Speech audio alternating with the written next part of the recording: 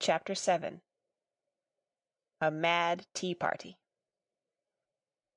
There was a table set out under a tree in front of the house, and the March Hare and the Hatter were having tea at it. A dormouse was sitting between them, fast asleep, and the other two were using it as a cushion, resting their elbows on it, and talking over its head. Very uncomfortable for the dormouse, thought Alice. Only, as it's asleep, I suppose it doesn't mind. The table was a large one, but the three were all crowded together at one corner of it. "No room! No room!" they cried out when they saw Alice coming. "There's plenty of room," said Alice indignantly, and she sat down in a large armchair at one end of the table. "Have some wine," the March Hare said, in an encouraging tone. Alice looked all round the table, but there was nothing on it but tea. "I don't see any wine," she remarked. "There isn't any," said the March Hare.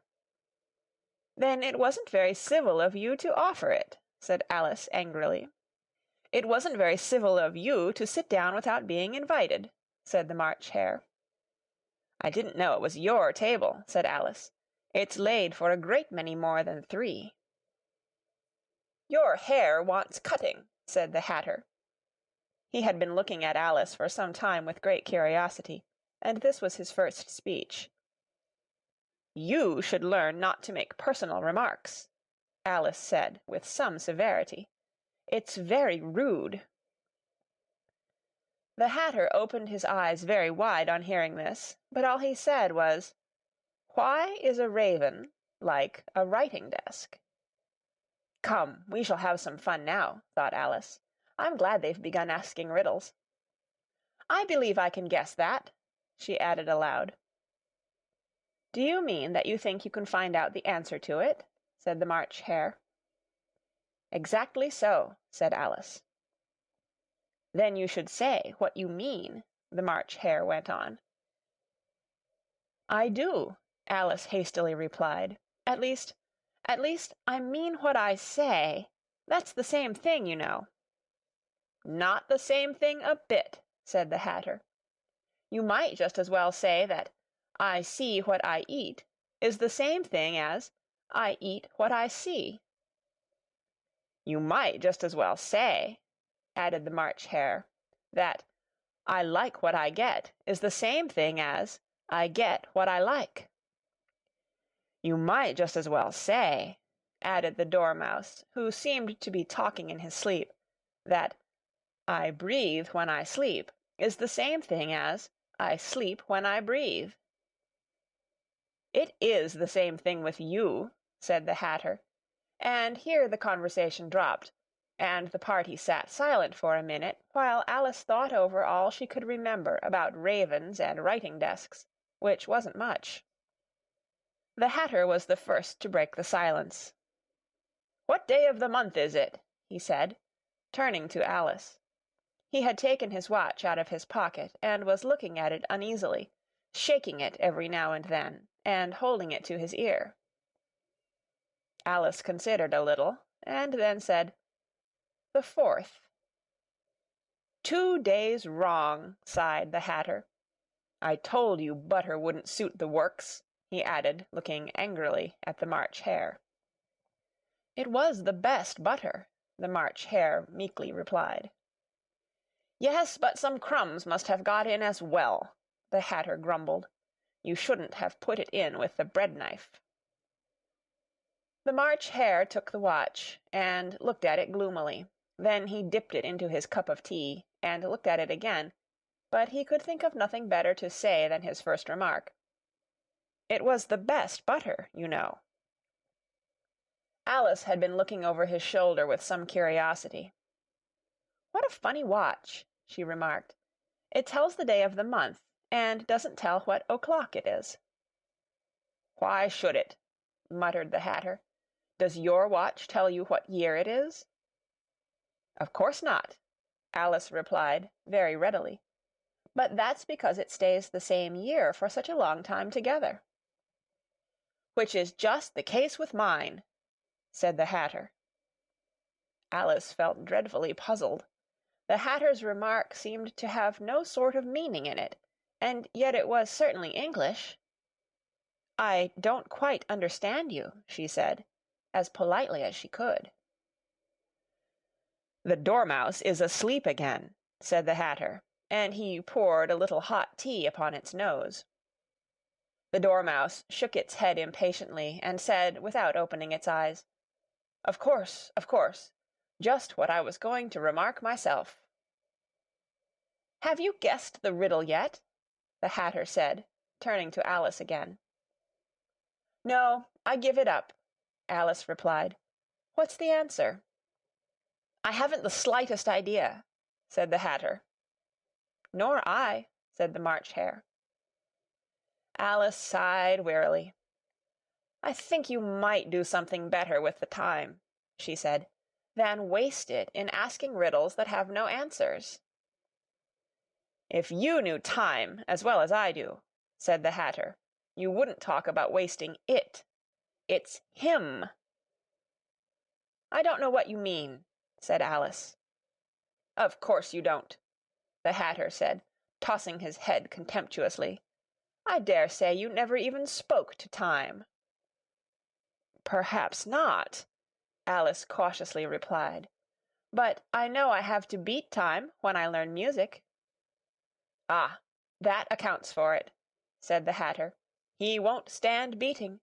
Now, if you only kept on good terms with him, he'd do almost anything you liked with the clock. For instance, suppose it were 9 o'clock in the morning, just time to begin lessons. You'd only have to whisper a hint to time, and round goes the clock in a twinkling. 1:30, time for dinner." "I only wish it was," the March Hare said to itself in a whisper. "That would be grand, certainly," said Alice thoughtfully. "But then I shouldn't be hungry for it, you know." "Not at first, perhaps," said the Hatter, "but you could keep it to 1:30 as long as you liked." "Is that the way you manage?" Alice asked. The Hatter shook his head mournfully. "Not I," he replied. "We quarreled last March, just before he went mad, you know," pointing with his teaspoon at the March Hare. "It was at the great concert given by the Queen of Hearts, and I had to sing, 'Twinkle, twinkle, little bat, how I wonder what you're at.' You know the song, perhaps?" "I've heard something like it," said Alice. "It goes on, you know," the Hatter continued, "in this way. Up above the world you fly, like a tea-tray in the sky, twinkle, twinkle." Here the dormouse shook itself, and began singing in its sleep, "Twinkle, twinkle, twinkle, twinkle," and went on so long that they had to pinch it to make it stop. "Well, I'd hardly finished the first verse," said the Hatter, "when the Queen jumped up and bawled out, 'He's murdering the time! Off with his head!'" "How dreadfully savage!" exclaimed Alice. "And ever since that," the Hatter went on in a mournful tone, "he won't do a thing I ask. It's always 6 o'clock now." A bright idea came into Alice's head. "Is that the reason so many tea things are put out here?" she asked. "Yes, that's it," said the Hatter with a sigh.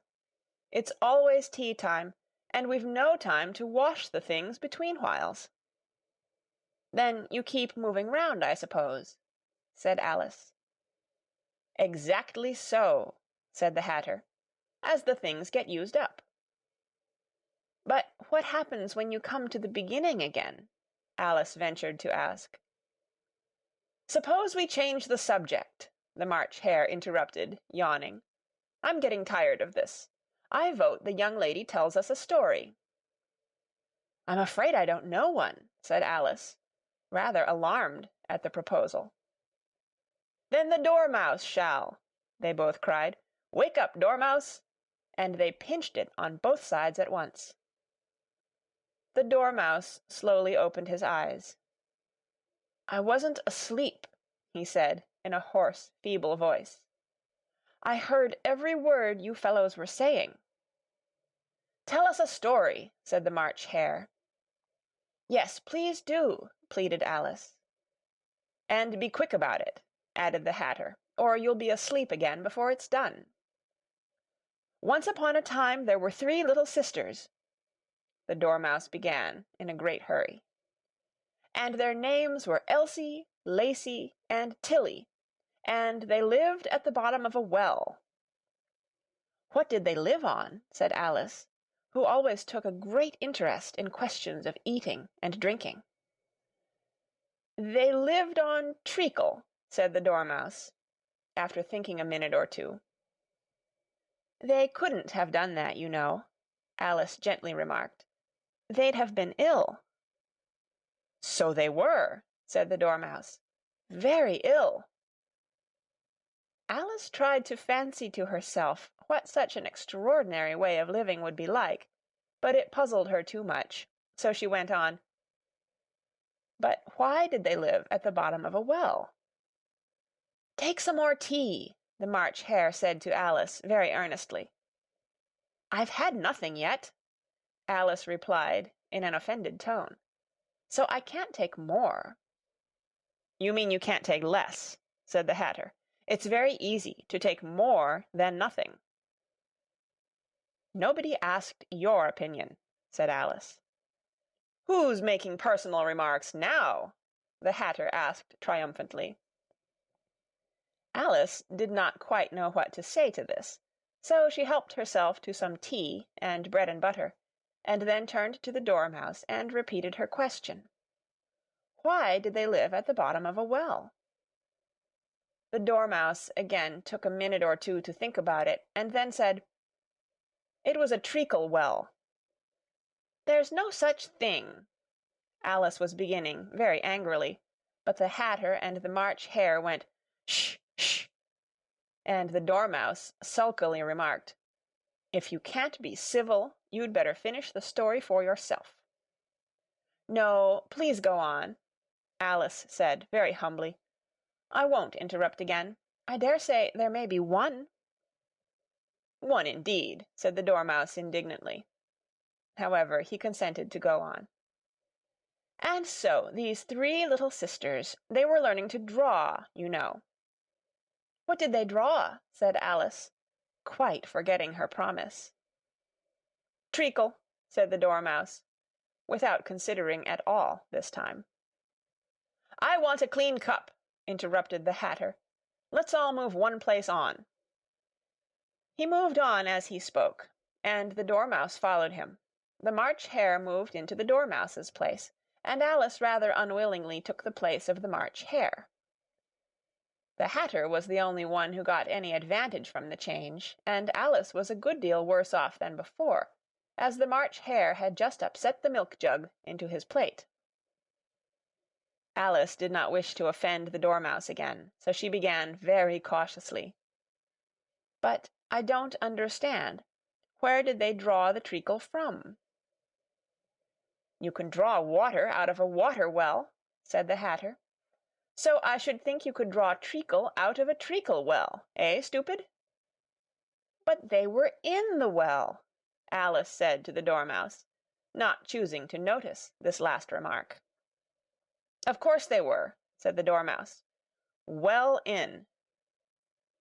This answer so confused poor Alice that she let the Dormouse go on for some time without interrupting it. "They were learning to draw," the Dormouse went on, yawning and rubbing its eyes, for it was getting very sleepy. "And they drew all manner of things, everything that begins with an M." "Why with an M?" said Alice. "Why not?" said the March Hare. Alice was silent. The Dormouse had closed its eyes by this time, and was going off into a doze, but on being pinched by the Hatter, it woke up again with a little shriek, and went on. "That begins with an M, such as mousetraps, and the moon, and memory, and muchness. You know you say things are much of a muchness, Did you ever see such a thing as a drawing of a muchness?" "Really, now you ask me," said Alice, very much confused, "I don't think—" "Then you shouldn't talk," said the Hatter. This piece of rudeness was more than Alice could bear. She got up in great disgust and walked off. The Dormouse fell asleep instantly, and neither of the others took the least notice of her going, though she looked back once or twice, half hoping that they would call after her. The last time she saw them, they were trying to put the Dormouse into the teapot. "At any rate, I'll never go there again," said Alice, as she picked her way through the wood. "It's the stupidest tea-party I ever was at in all my life." Just as she said this, she noticed that one of the trees had a door leading right into it. "That's very curious," she thought, "but everything's curious today. I think I may as well go in at once." And in she went. Once more she found herself in the long hall, and close to the little glass table. "Now I'll manage better this time," she said to herself, and began by taking the little golden key and unlocking the door that led into the garden. Then she went to work nibbling at the mushroom, she had kept a piece of it in her pocket, till she was about a foot high. Then she walked down the little passage, and then she found herself at last in the beautiful garden, among the bright flower-beds and the cool fountains.